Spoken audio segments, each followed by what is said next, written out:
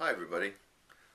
It's got to that time of year again now where I'm going to start to show records that I've collected since the midsummer period, sort of towards the latter end of June, and records that I've collected since then and now.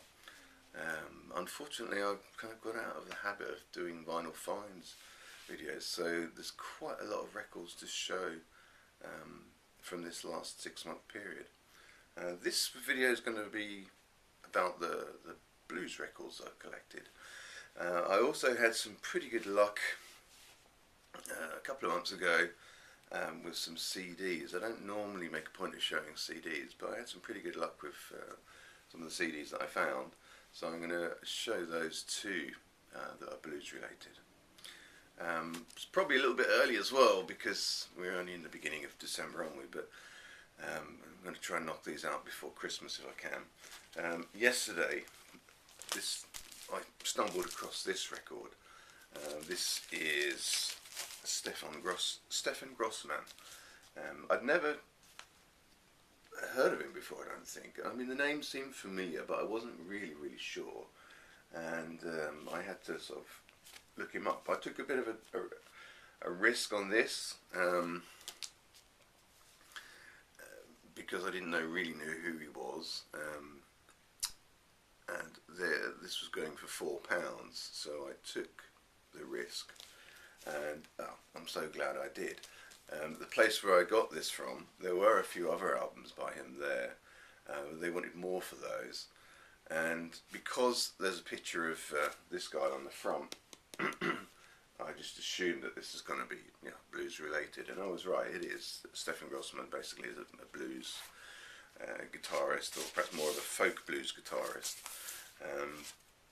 This is on Transatlantic label, beautiful record label there, and the other side is black and white. I'm going to stick this on in the background because it's really very nice. As you can see, the record's in really good shape. I think this came out in about 1970, 1972 perhaps. It's really good shape. I cleaned it yesterday, but there is a bit of surface noise to it, unfortunately. I think it probably just needs another clean. Anyway, I'm going to stick this on in the background, and I'll show you what else I've got to show you.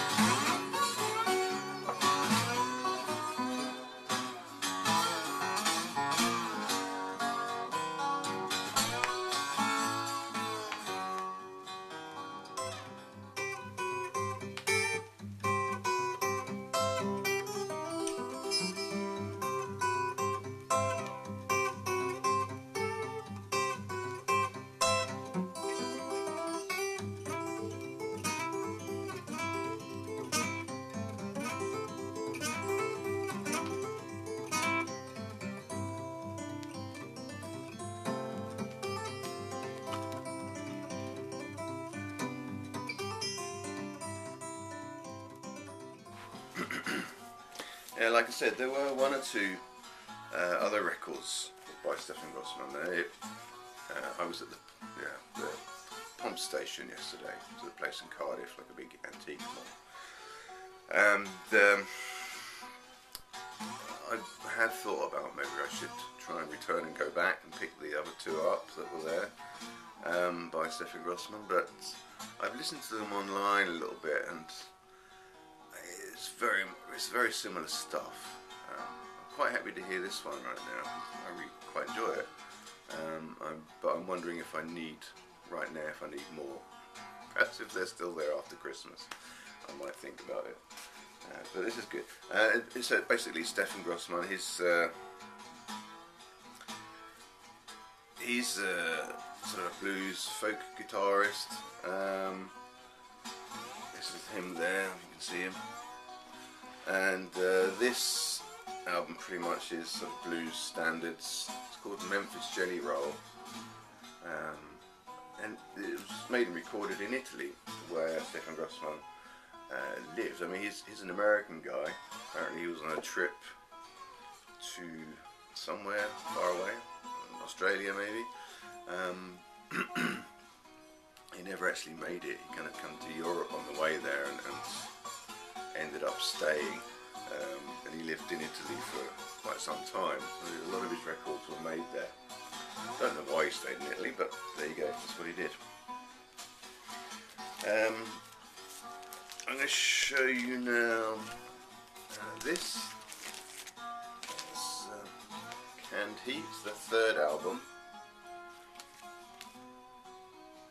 Boogie with Canned Heat.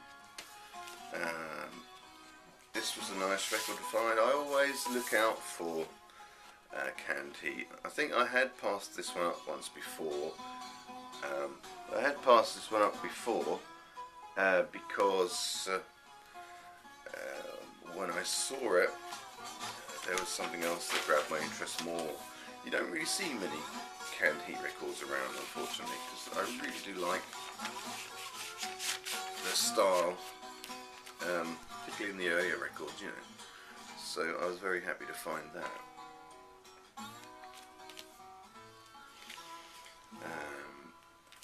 Next is a record. So this is a compilation. It's a quite a famous one. Everybody has seen this one before.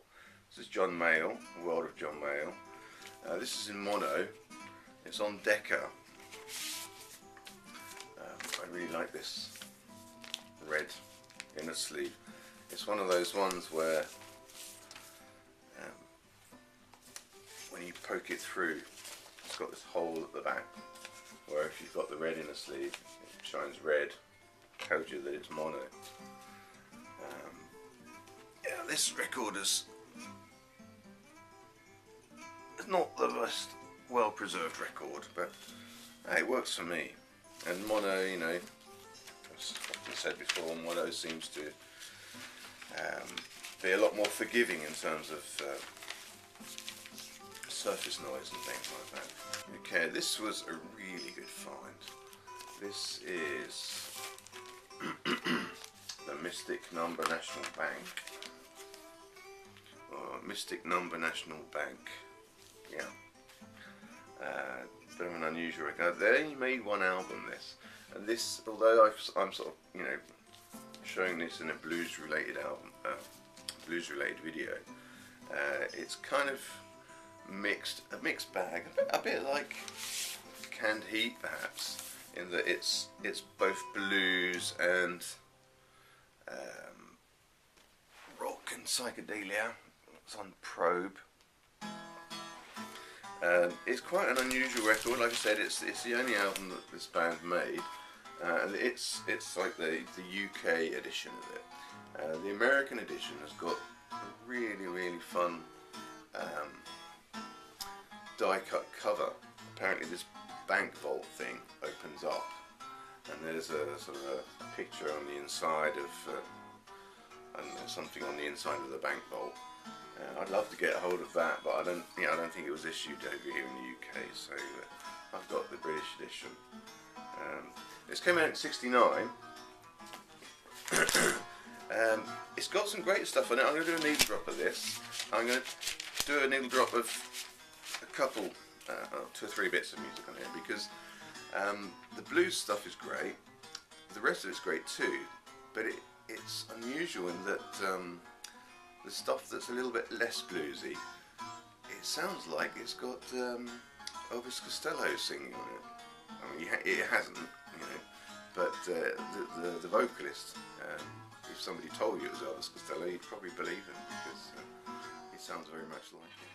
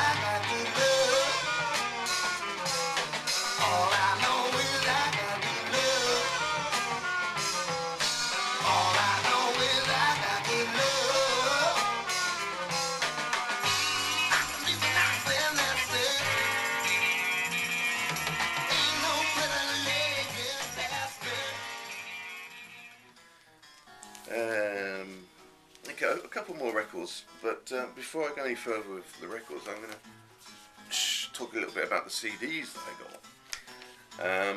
So I went to Swansea on a trip to pick up a bed bought on Gumtree. Gumtree is a little bit like the British Craigslist, if you like. And while I was there in Swansea, I took the opportunity to cruise the charity shops, at least some of them anyway.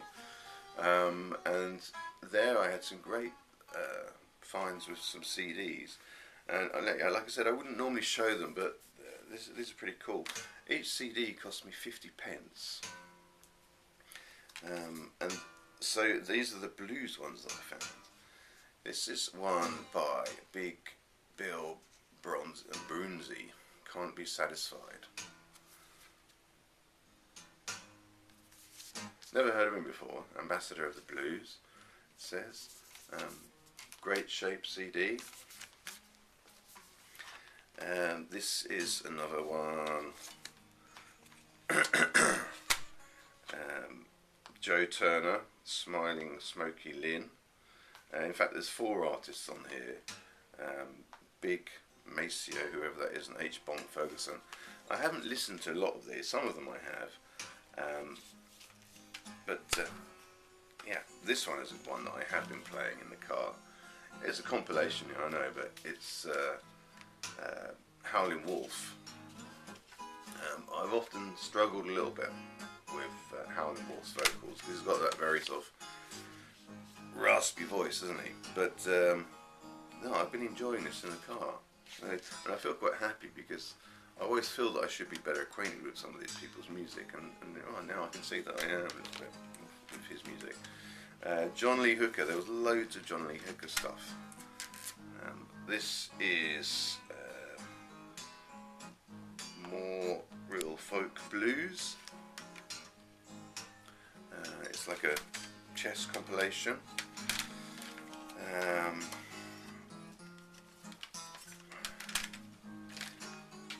John Lee Hooker's what my wife would call a double discer, 2 CD set.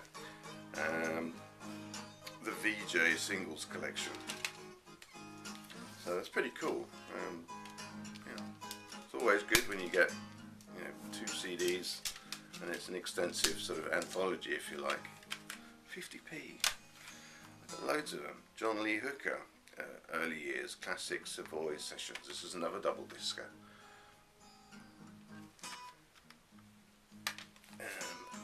Leadbelly, Alabama Bound. Didn't have anything by him. I've always been curious, but that's good stuff. And Sonny Terry and Brownie McGee, Pawn Shop Blues. Great stuff. And then the last one of the CDs that I'm going to show now is an Eric Clapton album. I wouldn't normally show this, but this is an album that he made a few years ago called Me and Mr. Johnson. And apparently Eric Clapton and his band went into the studio to record an album, but as I understand, they just didn't have enough material, so rather than sort of just waste that time in the studio, they started recording Robert Johnson's standards, and they released those instead, and it's actually pretty good. Now, I've always felt that Eric Clapton, sad thing about his sort of Latin music is he doesn't seem to play guitar very much. I suppose he does, but you don't get the sense that you're listening to somebody that was a really important guitarist. Whereas this, he really does shine. I mean, you see his the love of sort of the music that he's playing, and he does a great job of interpreting. Some of the critics have said it is a bit too slick, but I don't necessarily agree. I'm happy just to be able to hear Eric Clapton play guitar and impress me, because otherwise you just feel that his music these days is all a bit sort of middle of the road and wishy-washy. This is perhaps the best blues album that he's made for a long time. 50p. There's a whole bunch of others that I got for 50p as well. I'll show those later time. Now back onto the records. Definitely have to do a needle drop with some of these. This is Coffee House Blues. So this is a reissue of an album called, can't remember now. I'll put it here. So this is a reissue of that album. Yeah, it's really good. I like it. Lightning Hopkins, Sonny Terry and Brownie McGhee. I mean, Sonny Terry and Brownie McGhee, they're almost like a double act anyway. And the album is split up into 1, 2, 3 sort of sections, if you like. Some with Lightning Hopkins, some with Sonny Terry and Brownie McGhee, and then there's the third section with all of them. Yeah, really nice little find that. Very happy to have found that. I'm going to do a needle drop of this. I sure do like that's my black Cadillac this morning.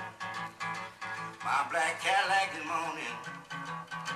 Yeah, my black Cadillac with them white wall tires.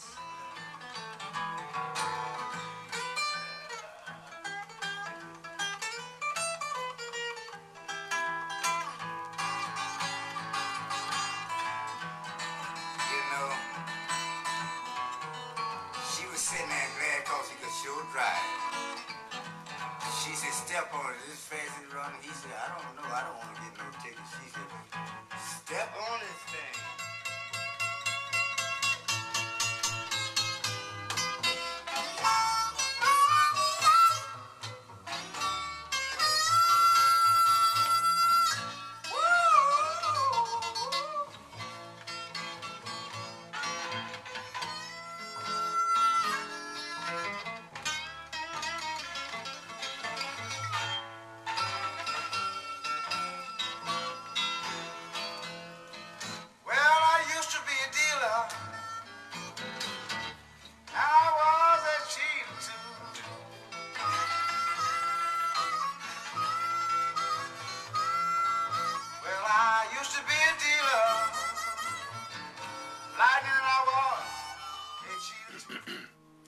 And then there's this, the last one I'm going to show today in this particular video.